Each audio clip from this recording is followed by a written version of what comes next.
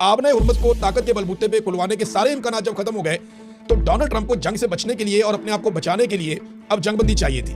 Donald Trump के साथ क्या हुआ जो डोनाल्ड ट्रंप को फौरी तौर पे जंगबंदी की तरफ आना पड़ा। डोनाल्ड ट्रंप के खिलाफ काफी एक्टिविटीज शुरू हो गई और ये एक्टिविटीज डोनाल्ड ट्रंप के खिलाफ अमेरिका में हो रही। पहली मरतबा ऐसा हुआ कि ये जो सिविलाइजेशन पूरी तबाह करने का बयान है उसके बाद डोनाल्ड ट्रंप की अपनी पार्टी के लोग डोनाल्ड ट्रंप के खिलाफ होने लगे और उनके स्टेटमेंट्स भी आना शुरू हो गए, खिलाफ हो गए। डोनाल्ड ट्रंप के अपने भी मुआवजे की भी एक तलवार लटक रही थी, कामयाब हो या ना हो। अमेरिकी सदर के लिए बहुत बड़ी बात होती है कि उसके खिलाफ मुआवजे वाला मामला चल पड़ा है। दूसरा, डोनाल्ड ट्रंप एक भी इत्तेहादी अपने साथ मिलवाने में कामयाब नहीं हो सका और फिर अक़वाम मुत्तहिदा के अंदर बाकायदा ये करारदाद लाई गई कि आपने हुर्मुज़ को बज़ोर ताकत खोल दिया जाए और पूरी उसके लिए कोशिश की गई, लेकिन रूस ने और चीन ने उसको वीटो कर दिया। बाकी दो ममालिक वहां से एब्सेंट रहे, पाकिस्तान भी वहां पे नहीं गया, लिहाजा वहां पे भी नाकामी हो गई अमेरिका को और उसके इत्तेहादियों को। तो डोनाल्ड ट्रंप ने इस जंगबंदी में हासिल क्या किया? 10 शराइत तो मैंने आपको बता दी कि जनाब ईरान की 10 शराइत बड़ी सख्त है। इस तरह अमेरिका में भी शराइत है, वो इसके बिल्कुल ऑपोजिट है। लेकिन 2 हफ्ते की जंगबंदी के बाद क्या होगा और इस लड़ाई में अमेरिका को मिला क्या? नंबर 1, आबना हुर्मुज़ जो पहले खुली हुई थी जंग से पहले, लंबे अरसे के लिए डोनाल्ड ट्रंप ने पूरा महीना उसको बंद करवाया और अब जो जहाज ईरान की निगरानी में और ईरान की इजाजत से वहां से गुजरेंगे उनके ऊपर फ्यूचर में टैक्स भी लगेगा। ये एक हासिल की चीज। नंबर 2, यूरेनियम अभी तक ईरान के पास है और ईरान कह रहा है जनाब हमें कानूनी तौर पे इजाजत दी जाए आइंदा इस पे काम करने की। फिर ईरान में खामनाई रजीम जो है वो अब लंबे अरसे तक मजबूत हो गया है इस जंग के नतीजे में। जो पहले ऐसा लगता था ये कमजोर पड़ रहे हैं, वो मजबूत हो गए इस जंग के नतीजे में।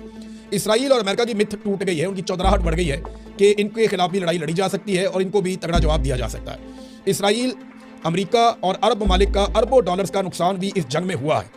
फिर छठी चीज जो हुई, इसका फायदा रूस को, चीन को, ओमान को, पाकिस्तान को भी इसका फायदा हुआ। पाकिस्तान को यह फायदा हुआ कि पाकिस्तान को लड़ाई में नहीं उतरना पड़ा, अच्छा हो गया, बचत हो गई हमारी। फिर इसका ओमान को इसलिए फायदा होगा कि ईरान के साथ मिलकर वो पैसे इकट्ठे करेगा और चीन और रशिया का फायदा वो आपके सामने है। आलमी मंडियों में तेल की कीमतों में इजाफा करवा दिया ये जंग करने के बाद। हर रोज अरबों डॉलर स्टॉक के अंदर डूबते रहे। डोनाल्ड ट्रंप और नेतन्याहू के लिए उनके मुल्कों में बहुत बड़ा सियासी डैमेज हुआ है इस जंग के नतीजे में और पहली बार अमेरिका के इत्तेहादियों ने उसे तनहा छोड़ा। ये सारा कुछ डोनाल्ड ट्रंप ने इस जंग में हासिल किया और जब ये जंग होती है तो इसका ज्यादा नुकसान मुसलमान ममालिक को होता है क्योंकि यहाँ खित्ते में सारे मुसलमान ममालिक हैं। इसराइल का उतना नुकसान नहीं होता, उनका पैसा बहुत ज्यादा है, उनकी सपोर्ट बहुत ज्यादा है, फिर उनका जो दिफाई पूरा इंफ्रास्ट्रक्चर है वो बहुत तगड़ा है, तो ज्यादा नुकसान मुसलमान मुल्कों का भी हुआ है।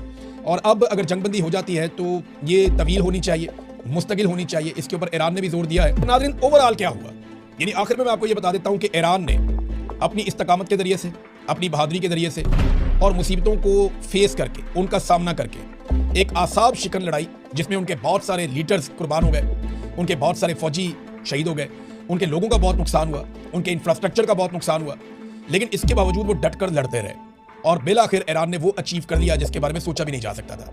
आज अगर जंगबंदी हो रही है तो ईरान उसको अपनी